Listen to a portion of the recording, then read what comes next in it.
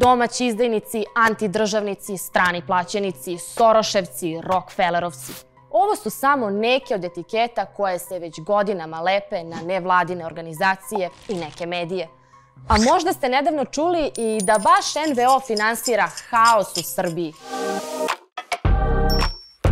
Ko finansira haos u Srbiji?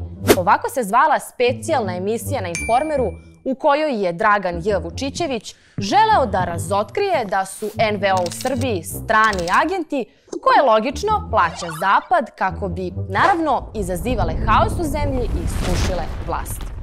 Gledaoci su za to mogli da vide i neke dokaze, šeme transakcije novca, analize, dobro poznata analitičarska lica ove televizije. Pominjao je 100 organizacija i donacije od oko 79 miliona evra od 2023. do danas.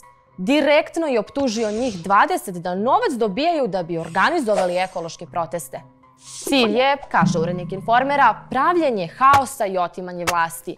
Do ovih podataka je, pohvalio se, došla ekipa istraživačkih novinara sa stručnjacima ekonomsko-forenzičke struke.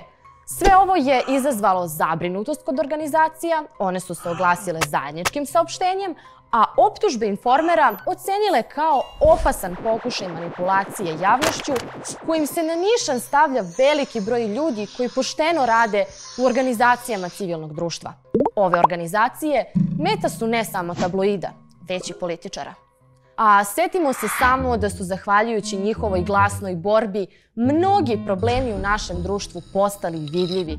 Borba za demokratiju, ljudska prava, slobodu govora, borba protiv nasilja, sloboda medija, životna sredina, samo su neke od mnogih oblasti kojima se bave NVO. I koliko god neki želeli da dokažu suprotno, rad organizacije je transparentan. O njihovim aktivnostima možete sve saznati na njihovim sajtovima.